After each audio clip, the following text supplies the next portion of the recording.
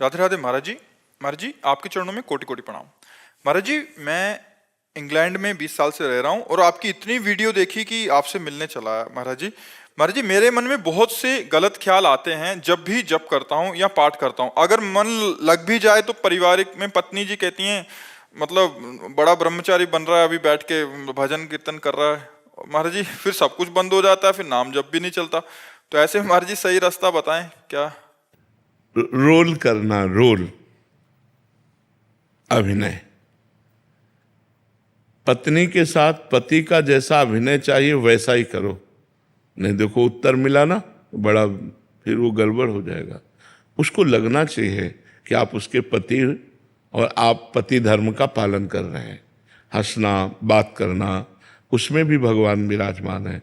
और एक पति का जो कर्तव्य है अपनी पत्नी के प्रति, उसका निर्वाह करना, अंदर ही अंदर नाम जप करना और बाहर व्यवहार संसार का करना।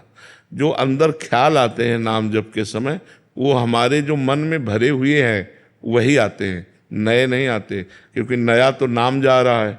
हम जब वाहेगुरु वाहेगुरु जप रहे हैं, सतनाम जप रहे हैं, तो हमारे अंदर जो गंदगी भरी हुई है माया की मन में, वो निकलती है।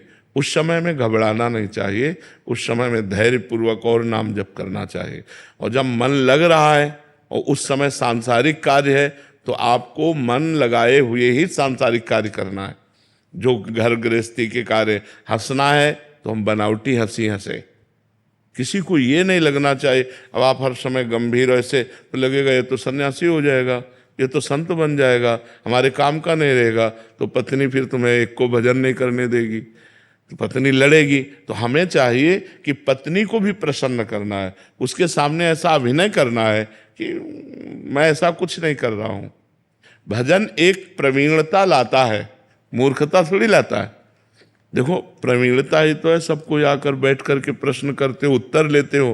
तो अगर भजन ना होता, भगवान की शरण में ना होते, तो ये प्रवीणता आती क्या? तो क्या तुम एक परिवार को नहीं संभाल सकते? भजन करने वाला लाखों को संभाल सकता है, तो क्या आप भजन करके अपने परिवार को नहीं संभाल सकते? तो यही चतुरता है, किस समय हमें कैसी बात करनी है।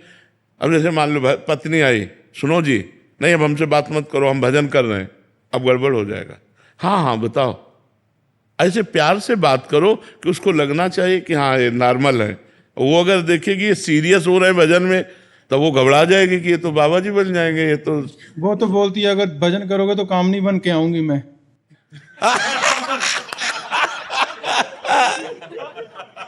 ये, और अगर तुम ठीक अभिनय करोगे तो अर्धांगिनी बन के रहेगी।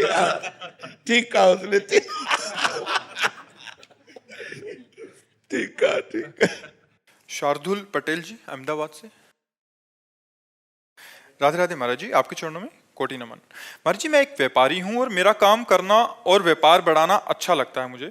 उसमें कभी आगे से पैसा अटकता है तो हमारे व्यवहार भी ऊपर नीचे होता रहता है, तो क्या इसका हमें पाप लगता है या नहीं? व्यापार बढ़ाने में ऐसा लगता है कि ज्यादा लोगों को काम मिल रहा है, पर इस चक्कर में हमारा जो भजन मार्ग है वो छूटता है महाराज जी। तो क्या इसको बढ़ाने का अंदर उत्साह रखना चाहिए या रुक जाना चाहिए? नहीं, करना चाहिए, व्यापार करना चाहिए। जो हमारे समाज के लिए, परिवार के लिए, हमारे खुद के जीवन के लिए आवश्यक है। वस्त्र, भोजन, अर्थ, विविध प्रकार की कार्य प्रणालियाँ, ये सब व्यापार, नौकरी, किसानी, जो जिसके भगवान ने आधार दिया है उसी के आधार से अर्थ आता है, अर्थ से व्यवस्था होती है। तो हमें कार्य करना है, लेकिन अधर्म युक्त नहीं, धर्मयुक्त। व्यापार करना है, उचित मुनाफा लेना है, क्योंकि उस मुनाफे के बिना व्यापार का महत्व क्या रहा। उचित मुनाफा लेना है, सही वस्तु देना है, सही तौल में देना है, बेईमानी नहीं करना है। खूब बढ़ाओ व्यापार, कोई परेशानी नहीं। अगर हम अधिक धन के लोभ में बेईमानी करने लगे, तौल में घाटा, वस्तु में अधिक मुनाफा लेकर, वो भी ठीक नहीं है। उचित मुनाफा, सही तौल, तो हमें लगता है व्यापार बढ़े, कोई परेशानी नहीं इसमें। भगवान नाम जितना आप जप पाए जपिए, नहीं उस व्यापार को भी भगवान की पूजा मानकर व्यापार रूपी कर्म को भगवान को समर्पित कर दीजिए। जब युद्ध रूपी कर्म भगवान की पूजा हो सकता है तो व्यापार रूपी कर्म भगवान की पूजा क्यों नहीं हो सकती? भगवान की पूजा केवल अगरबत्ती धूप बत्ती या आरती मात्र नहीं है। चराचर जगत में जो भी कर्म कर रहे हो वो सब भगवान की पूजा मान करके करो। जो जहाँ है, यदि आताताई है और समाज को दुख देने वाला है और आप सुरक्षा में खड़े हैं, आवश्यकता पड़ने पर आप गोली चला रहे, तो वही पूजा हो रही जो आरती हो रही, जो धूप बत्ती हो रही, अगरबत्ती हो रही, वही गोली चलाना हो रहा है। अर्जुन जी कह रहे हैं मैं युद्ध नहीं करूंगा, संन्यास लेके भजन करूंगा। और भगवान ने कहा मां मुनिस्मर युद्ध च, मेरा स्मरण करते हुए युद्ध करो, अत्यंत आवश्यक है, युद्ध रूपी पूजा से मैं प्रसन्न होऊंगा।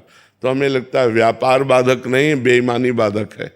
हम बेईमानी ना करें, व्यापार खूब अच्छे से बढ़ा करके करें, कोई परेशानी नहीं है। भगवान का नाम जप करें और व्यापार से आए हुए धन से दूसरों का भी हित होगा, परिवार का, समाज का, हमारे द्वारा हित हो। यही तो हमारे मनुष्य जीवन की सार्थकता है। मान लो कोई बीमार आदमी है, पैसा नहीं है, आप दवा में लगा देते हैं, आपकी सार्थकता हो गई जीवन की। कोई भूखा है, भोजन दे देते हैं। सर्दी का समय, कोई सर्दी से कांप रहा है, फुटपाथ में बैठे उसको अपना साल उड़ा देते हैं। यही तो मनुष्यता है, यही मनुष्यता, यही हमारे कमाने का फल है कि हम स्वयं पावें और दूसरों। देहात में एक दोहा कहते थे, साईं इतना दीजिए जामे कुटुंब समाए, मैं भी भूखा ना रहूं और अतिथि न भूखा जाए, साधु न भूखा जाए। तो ये करना चाहिए। व्यापार है, नौकरी है, सब कुछ करना चाहिए, पर भगवान को समर्पित करते हुए ईमानदारी से करें।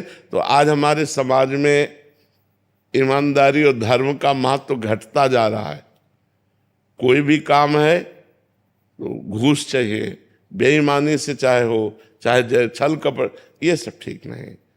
ईमानदारी से अगर हमें सरकार जो वेतन देती है, हम उसके अनुसार अपने परिवार को चलाएं, भले साइकिल से चलें, और धर्म से हम अपने पद का प्रयोग करें, तो भगवान की पूजा हो गई, वही भगवान की प्राप्ति का हेतु हो जाएगा। और अगर हम अधर्म से चलेंगे तो आज नहीं तो कल हमें पतन का रास्ता देखना पड़ेगा, पक्का देखना पड़ेगा। इसलिए कहीं भी किसी को भी अधर्म का पक्ष नहीं लेना चाहिए, धर्म का पक्ष लेना चाहिए। भीष्म और द्रोण जैसे महात्माओं ने जब अधर्म का पक्ष लिया तो भगवान ने उनको भी परास्त करवा दिया, नहीं करा दिया। अधर्म दुर्योधन